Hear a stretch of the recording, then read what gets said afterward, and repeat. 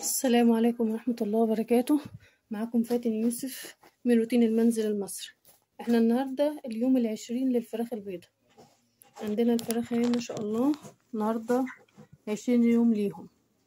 طبعا احنا النهاردة بقى بداية مرحلة جديدة معنا بالنسبة للفراخ وبالنسبة لخلطاتهم الجديدة. النهاردة هنعمل خلطة جديدة وخلطة تزود الأوزان وإن شاء الله تجيب معنا نتيجة كويسة، ونبقى هتشوفوا الفراخ هتتحول معانا ازاي، لان من اليوم 20 بتبتدي الفراخ تتحول معانا من يوم 20 بالظبط، وبحسب معاه طبعا يوم الاستقبال. فاحنا هنشوف النهارده الفراخ معانا وهنشوف الخلطه اللي احنا هنعملها لهم النهارده بسرعه معانا كده بدل ما نضيعش الوقت مع بعضينا. هنا اهوت العلف متوسط اهو زي ما احنا كنا متفقين قبل كده.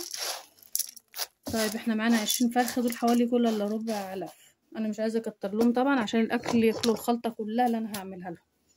ده معانا البصل اهوت، انا النهاردة ما حطيتش توم ولا حاجة، انا حطيت البصل اهوت ونص ليمونة عليه.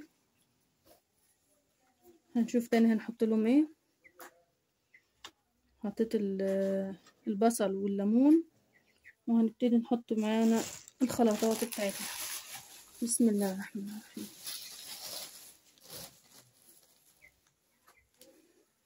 هنا اول حاجة معانا اهي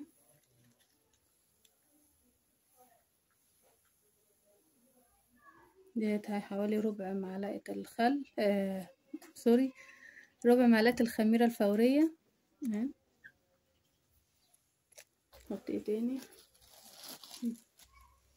نص معلقة ممسوحة كركم،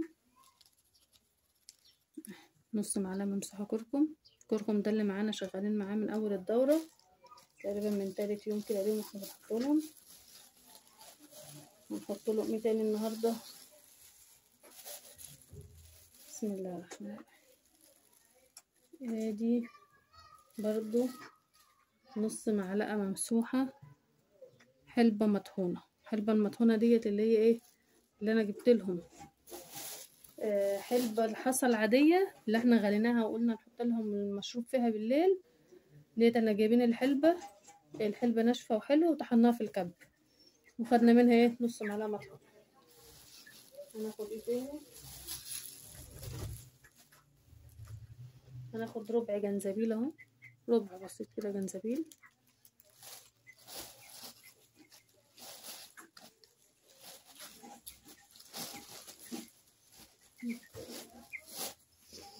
هنحط كمان معلقة صغيرة خل بسم الله.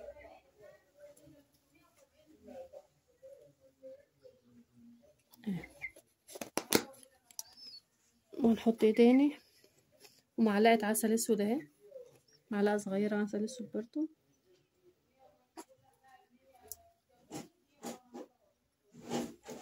طبعا انا مجوعة الفراخ ساعتين معانا زي ما احنا كنا متفقين قبل كده. ومعانا كمان ايه ادي ربع معلقة شطة حمرا حراقة، ربع كده حبة على طرطوفة المعلقة الصغيرة كده، مش نكتر يعني، لا الكتر حلو ولا القليل. الشطة دي بقى كله هيقولي بقى انت حاطة شطة ليه ولا لا، الشطة دي حلوة، الشطة دي بتحول الفرخ وبتخلي الفرخ يشتغل معانا وبتخلي الفرخ يسحب في العلف حلو، يسحب علف ويسحب مية. كل ما يسحب علف ومية كده الفرخ بيكبر معانا وبياكل حلو.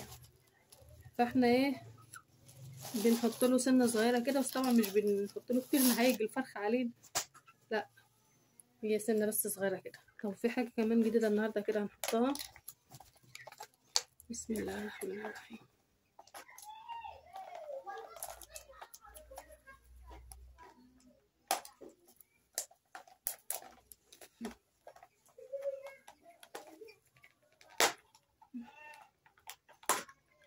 اهي ديت ايه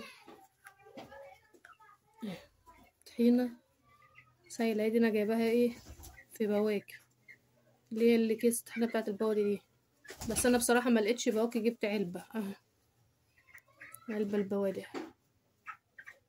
اللي عنده طحينة سايبة يحط نص معلقة نجيبها سايبه. السايبه حلو بس انا ما عنديش حد هنا جنبي بيبيع سايبه، تعبان ببقى انزل يعني، فقلت احط من اللي عندي بتاعه الاكل. وممكن اجيب بواكي بس ما لقيتش برضو بواكي للاسف، فجبت العلبه ديت قلت نستعمل منها للاكل في نفس الوقت ايه احط منها للفراخ. اللي انا حطيتها هي ايه ربع معلقه طحينه سايب. طبعا هقلب ده كله مع بعضه كده ونقلبه فين في العلف. بسم الله الرحمن الرحيم.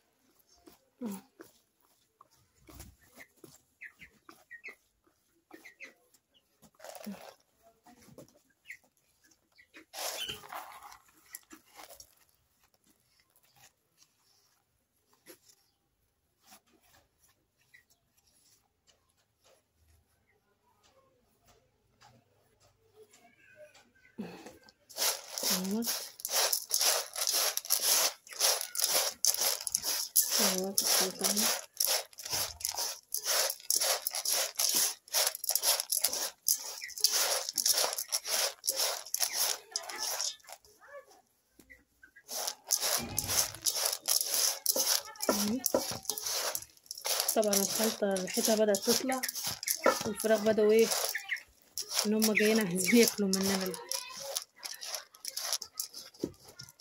الفراخ بدأت ان هي جاية عايزة تاكل من الخلطة.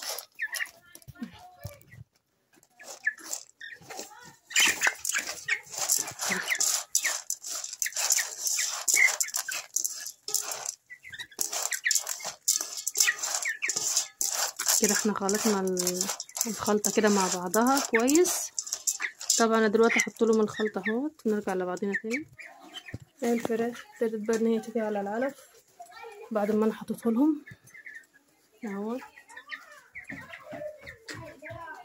لان انا مجوعاهم، بدل مجوعاهم كده هيجوا يجروا على الاكل. هما طبعا انا كمنهم 20 مش مستاهلين، ما بحط لهمش غير هي سقايه واحده بس والعلفه الواحده، وانا طول النهار طالعه ونازله عليهم يعني مش محتاجين ان انا احط لهم كتير. انما لو كميه كنت طبعا احط لهم بدل العلفه 2 و3. هما الفراخ اهي تاكل كويس. وطبعا انا هاجي على بالليل هروح جاي احط لهم شوربه الحلبه اللي هي بتغلي حبه حلبه في كوبايه وتسيبهم يغلوا كويس هما يبردوا كده، تاخدي منهم ايه حبة على قيمة 5 سنتي كده، تحطيهم على ايه على اللتر المية، يعني معلقة كبيرة على اللتر، واللي تحطي معلقتين كبار على السقاية 2 لتر، تخلي ايه الفرخ جسمه يتفتح معانا، عظمه يتفتح معانا ويشيل في الأوزان معانا. وبكده يبقى خلصنا اليوم بتاعنا النهاردة اليوم 20. ويا رب تكونوا استفدتوا معايا، ولو حد عنده اي سؤال يبعتهولي. طبعا انا حطيت القطرة والمرهم للفرخ اللي كان عندي اللي عينيه وجعاه، بس ما شاء الله ما عادش ظهر في وسط الفراخ اصلا، يعني فتحت وبقى كويس من اول المرة. يا رب مش تنسوني في الدعم بتاعكم واللايك، وعشان يوصلكوا كل فيديو والاشتراك في القناة. السلام عليكم ورحمة الله وبركاته.